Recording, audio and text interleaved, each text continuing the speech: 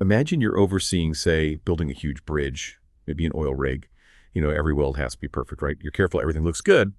But what if the real danger isn't a crack you can see? What if it's something hidden deep inside the steel, like a hidden flaw that could wreck the whole thing from the inside? Well, that's not just hypothetical. It's real.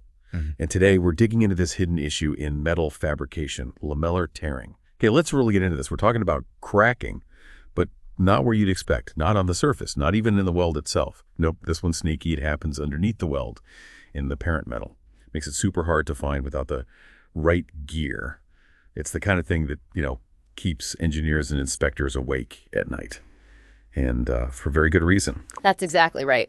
So for this deep dive, we've looked at quite a few technical papers, some really specific research on steel weldability. Our mission today isn't just to define it. It's more like uncovering a secret link between the material itself and how you weld it. This interaction that can either lead to problems or, if you understand it, help you build things that are truly solid. We want to give you the insight to understand and, crucially, how to prevent one of the most, insidious flaws you can get in metal fabrication. And believe me, you should care about this. Whether you design big buildings, inspect pipelines, or maybe you're just curious about how massive structures actually stay together safely, understanding these hidden defects is absolutely critical. It's really about reliability, preventing failures, and ultimately keeping people safe. Okay, so here's where it gets really interesting.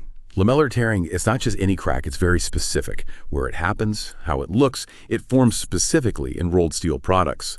Think plates, big structural sections. And like we said, the critical part is it forms underneath the weld, not in it, not even right next to it, in the heat-affected zone, the HAZ. No, this crack usually pops up just outside the HAZ, back in the original parent material. And that location, just outside the HAZ, is a key clue. There are a few things that really define lamellar tearing. First, it's most common in carbon manganese steels, CMN steels, very common stuff, used everywhere because it's strong. Bridges, pipelines, you name it. Second, the cracks form close to, but just outside, that heat-affected zone. But here's the really distinctive part, the visual giveaway, if you could slice it open and look. The cracks tend to lie parallel to the surface of the steel plate, and parallel to the edge of the weld too, the fusion boundary. And they don't look like a clean break. They have this very characteristic stepped aspect, a step-like appearance. Imagine tiny little stairs inside the steel. That step look, that's your telltale sign. It shouts lamellar tearing. Huh?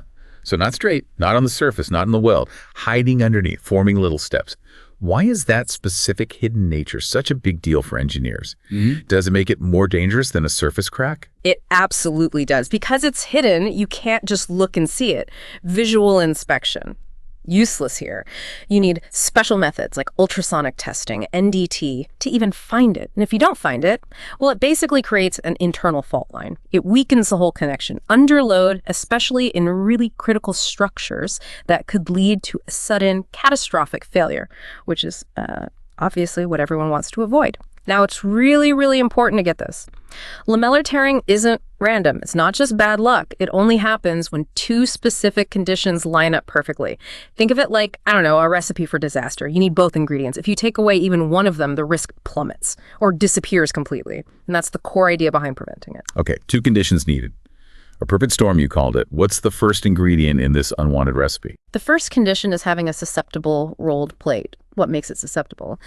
It has very low ductility in one specific direction, the through thickness direction, sometimes called the short transverse direction. Ductility is just, the steel's ability to stretch or bend a bit without breaking. If it can't stretch in that direction when stress is applied, well, instead of stretching, it tears. It just doesn't have any give. Ah, okay. But why would steel be weak in just that one direction? Through the thickness. That seems odd. Isn't steel supposed to be strong all around? That's a great question, and it gets right to the heart of it. The weakness isn't in the steel itself, not really. It's because of microscopic non-metallic inclusions, little impurities. Things like manganese sulfide, silicates, they're just there in the steel when it's first made. Then, during the hot rolling process where they squeeze the steel between massive rollers to make plates, these little inclusions get squashed flat. They get elongated, forming what we call stringers, like tiny thin ribbons or lines running through the steel, parallel to the surface. These stringers act like built-in weak zones, especially if you pull on the steel perpendicular to them, which is exactly what happens in the through thickness direction. It's like trying to tear paper along the grain versus against it. These stringers are the grain. Okay, that makes sense. Like tiny hidden perforations inside the steel. So you have these weak lines, these stringers, but just having them isn't enough, right? You said two conditions. What's the second part? What actually pulls on these weak spots? Right. The second necessary factor is having significant tensile residual stress, a pulling stress. And crucially, it has to be acting perpendicular to those inclusion stringers. So pulling in that weak, short transverse direction. The stress is literally trying to pull the steel apart right where those stringers make it weakest. It's the force that initiates the tear. Okay, tensile stress pulling in the weak direction. Where does that stress come from? Is it just the load the structure carries later on? Mostly, no. It primarily comes from the welding process itself. Welding involves intense local heat, then rapid cooling. That expansion and contraction creates huge internal stresses as the metal tries to shrink but is held in place, locked-in stress. And certain types of weld joints are notorious for creating high tensile stress in that critical through thickness direction. We're talking T, K, and Y configurations, where plates join at an angle like the letter T or Y. Very common in structural connections. And the problem gets worse the more strained the joint is, the more rigid it is. That's why you see lamellar tearing more often in thick section, full penetration T, K, and Y joints. They lock in enormous stresses because the thick plates don't easily flex or move during cooling.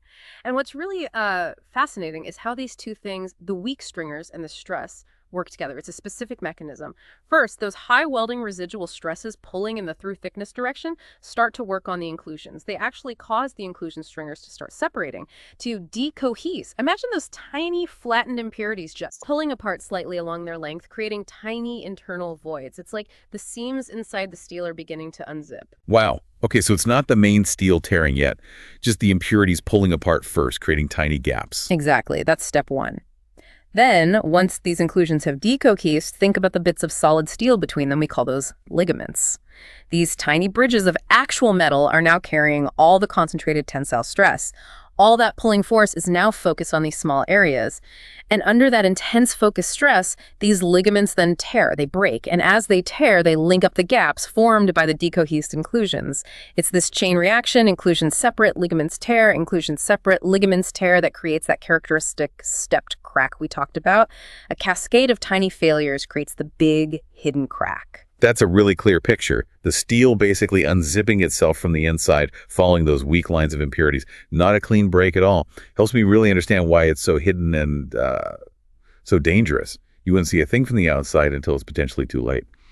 Okay, so if you're out there working with steel, designing, building, inspecting, what did this all mean practically? How do we stop this hidden threat? Right, prevention. Since we know it needs both things, the susceptible material and the high stress, we can stop it by tackling one or both of those. The goal is to reduce the influence of at least one factor so it becomes inactive. Basically, break one link in that chain reaction. If the material isn't susceptible enough, or the stress isn't high enough, the tearing won't start. Makes sense. Let's start with the material. You called it strategy 1, procuring better plate. Yeah. Can we just order steel that doesn't do this? Pretty much, yes. That's often the best first step. Use cleaner steel. What does cleaner mean? It means steel with very low impurity levels, especially low sulfur. Sulfur is a big culprit in forming those manganese sulfide inclusions. Aim for sulfur content below about 0.015%. Less sulfur means fewer and smaller stringers, less weakness. And for really critical jobs, you can actually specify steel that's been tested for this. It's called through thickness tensile testing. There are standards for it, like EN 10164. They literally pull a sample apart in that short transverse direction. They measure its ductility as a percentage, the percent reduction of area percent of A when it breaks. If you get a value greater than about 20% of A, that tells you the steel has good resistance. It's much less likely to tear, even in tough, high restraint joints. Wow, okay, so you can actually test the steel's internal resistance before you even start welding. That feels like a huge advantage, knowing its weakness or lack thereof. What about the other side? The stress, what's strategy 2? Modifying joint design and welding practices. This is where the engineering and welding choices come in.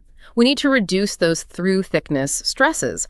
Often this means modifying the joint design, which, okay, can sometimes be tricky if the overall design is fixed, but is really important to consider. So what kind of modifications are we talking about? Little tweaks, big changes? It can be either, really. Depends on the risk. One way is simply reducing the weld size. Maybe use a partial penetration butt weld instead of welding all the way through, or use fillet welds if possible instead of butt welds. Less weld metal means less shrinkage, less strain, less stress in that critical direction.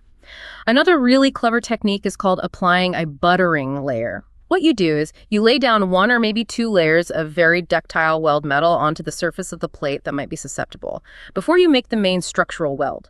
You often use a process like MMA, stick welding, for this. This buttering layer acts like a cushion, a soft, yielding layer. It effectively moves the area of highest strain away from the weaker parent plate and into this tough, ductile weld metal. Huh. That's smart. Like putting a shock absorber right where the stress is highest, made of material that can handle it. Is that a common fix? It's a well-established technique, yeah. Especially for critical joints where you suspect the plate might be susceptible or the stresses will be very high.